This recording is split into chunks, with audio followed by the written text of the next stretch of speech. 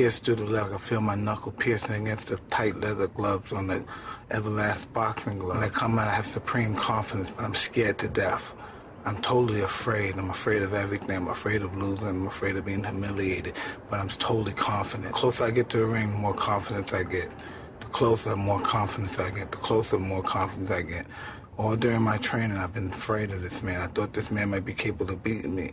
I've dreamed of him beating me, but I always stayed afraid of him. But the closer I get to the ring, I'm more confident. Once I'm in the ring, I'm a god. No one could beat me.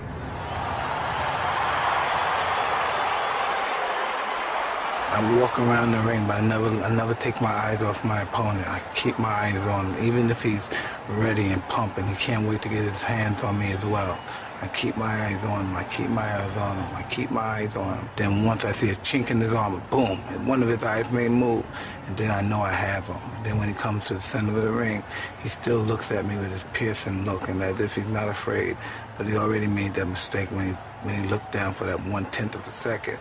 I know I had him. He'll fight hard for the first 2 or 3 rounds, but I know I already broke his spirit.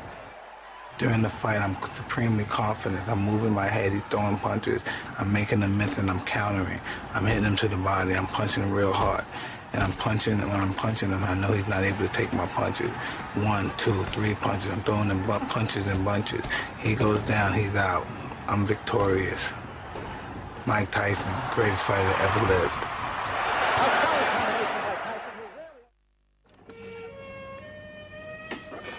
You know, I sure had a fine time last night, Jax. I saw this young lady, Robin Givens, on television one day.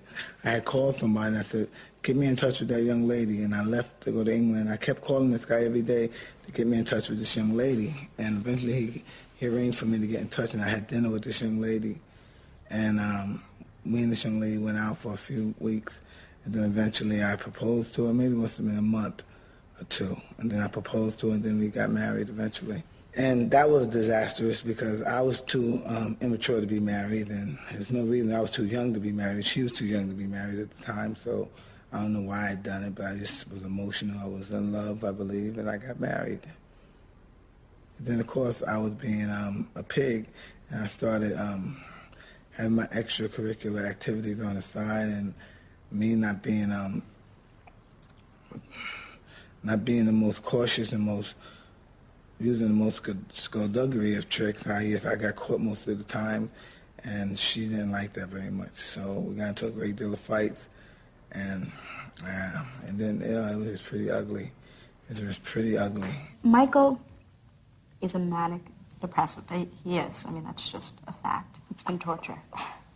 It's been pure hell. It's been worse than anything I could possibly imagine. I think for the first time I can understand abused women. There's a time when he cannot control his temper, and that's frightening to me or to my mother. Well, I couldn't believe Robin Givens was saying those lies about me right on worldwide television, right there in front of everybody. I don't know what she wanted to accomplish by that. He shakes. And I was like flabbergasted. I was pretty much stung. He swings. But when I look back at it now, I can't believe I sat there and didn't say anything. But then again, if I would act crazy and start smashing and going crazy in front of television, that's what they would have wanted. They would have expected that. And so I stayed cool. But I know they expected me to go crazy on television and start ranting and raving. That was the whole plan, I think. There are times when Michael is manic and he's incredibly abusive. Not physically, verbally. After his marriage to Robin Givens and his association with Don King, Tyson's life seemed to unravel in full public view. Lawsuits, car accidents, and domestic brawls. The Burnsville Police Department received a call indicating a disturbance was in progress at the Tyson residence. Love can be fleeting. The soap opera marriage of boxing champ Mike Tyson and actress Robin Givens is coming to an end. She announced today through her lawyer that she's seeking a divorce after 8 months together. It was so ironic because we would watch our divorce squabbles on television. We would be in bed together as we were watching our television show. And I don't think we really wanted to be divorced, but it was just so much.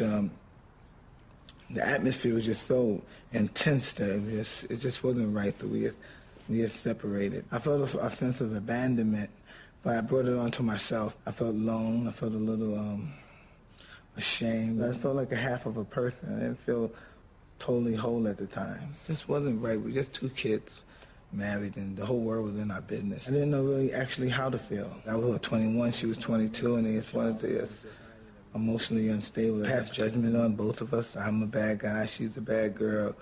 I'm a abusive husband, she's a gold digger. We just kids. We're just kids.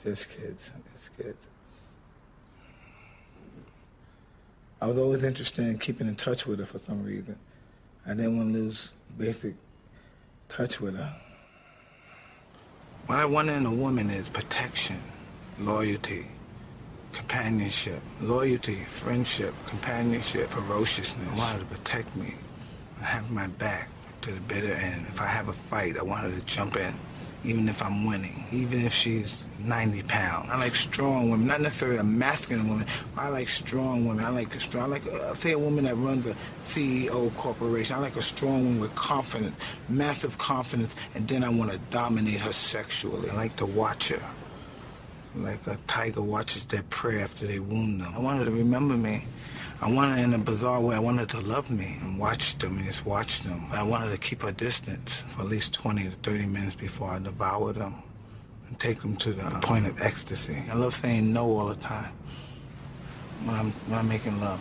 I love saying no. When they ask for something, I say no. What I want is extreme, always no. Normally what they want is not as extreme as what I want, always no. So I may give them a little, but they have to give me a lot. Whenever they want to turn me around, no. I don't like being loved, I like loving. I don't feel like being loved. I don't like love. I have too much love to give and none to accept. And I turn around when I want to turn around. No, that's what I want. I want to ravish them completely. After my divorce from Robin, basically I lost a lot of desire in my fighting and stuff. I didn't handle it well. I had a few fights with lesser opponents and I was successful. And then it led basically to the Buster Douglas fight, which shouldn't have been a hard fight. I had beaten 3 guys prior to Buster Douglas that were better fighters than Buster Douglas without training hard. No matter of fact, it was 4 fighters. One of them had, I believe, knocked Buster Douglas out, which was Tony Tucker, without training hard at all, basically for the fights. And so I didn't take Buster seriously. So I went to Japan and I was hanging out with a lot of women, had women in my room, not taking the fight seriously, not training hard. Matter of fact, I was training and one of my sparring partners dropped me. That's how seriously I was training. Here we go with round number 9. Now let's see if Mike can sustain it. And he's got the adrenaline flow going. He wants to end this thing now. The 9th round of a fight we never expected to be this far. So no matter what happens, we give a lot of credit to Buster Douglas for making this a big, big fight. Tyson trying to end it with one big shot again. He's down, he comes with the uppercut. Come on, brother, Buster's throwing shot back. Look at this. Buster is not ready to pack it in. Look at this. Look at Buster coming back. Did he buckle the lights of Mike? I don't know, we've got him again. Buster fights back strongly, landing some big shots. And now he can't get careless. Look at this. Who would ever have expected this? And around and not Buster would pack it in. He comes back, showing the heart, the tremendous heart that we've seen sometimes in Lackey and others. Tonight, Buster's got the heart back. Wow! Mike now is the one that's hanging on the rope. See Mike the way he went back in his heels, doesn't have the good balance. His legs together as Buster landing these. Oh, nice uppercut by Buster Douglas. Look at this! He's knocked Mike Tyson down for the first time in his career. Mike Tyson hits the canvas. He's in big trouble. He may not be able to recover. It's up to 7 and 8. He's not going to make it. Unbelievable. Unbelievable. Buster Douglas is a new heavyweight champion of the world. This has got to be, if not the, one of the biggest upsets in the history of boxing. Buster Douglas, the new, undisputed heavyweight champion of the world. I just felt miserable that night. That night, I should have trained hard. I couldn't blame anybody but myself. You know, I couldn't blame Buster. Buster trained wonderful and fought wonderful as well. But I just had a rough night that night.